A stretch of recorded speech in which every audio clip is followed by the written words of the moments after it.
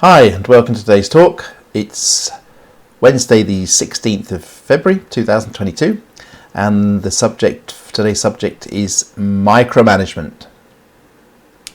Now, having spent over 30 years in management, I've seen this trait in many managers. It's one of the most common things I've seen, and I've given some thought about what causes it and what we can do to mitigate it.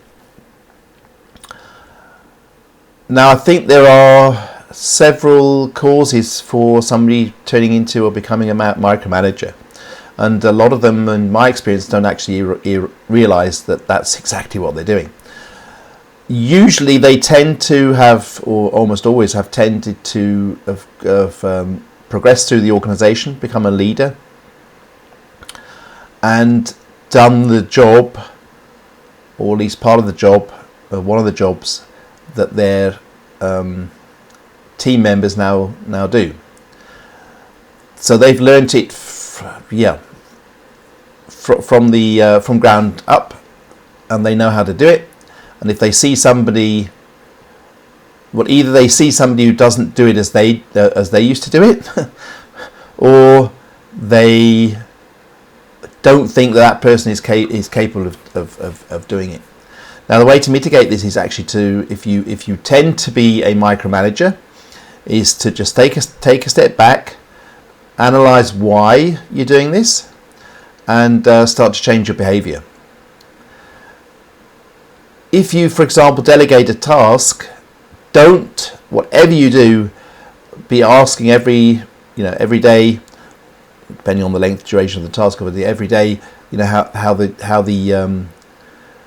person you've delegated the task to is doing. In advance, set deadlines, times when you want to be reported back to on progress, so that you can watch the progress. At the end of the day, you delegate responsibility. You don't delegate accountability. So at the end of the day, if the task isn't completed correctly, you're still accountable. So it's important that you know that the task is going to be completed correctly, but don't jump in and micromanage. Now, my belief is that the greatest accolade a leader can have is when one of his staff actually goes on to be promoted above the level of your own level. What I mean by that is that our job as leaders is not to be an expert in everything that our team members do. We may not even be best at it. What we want to do is to get our team members to grow in self-confidence, skills, to develop as individuals, so that they can then take over the responsibility of leading a team themselves.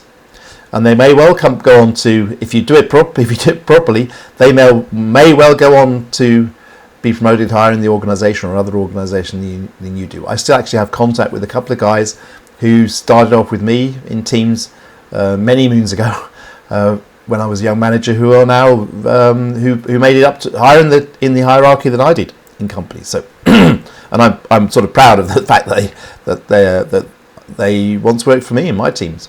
I'm not saying that it was it's all it's all down to me that they got where they are today.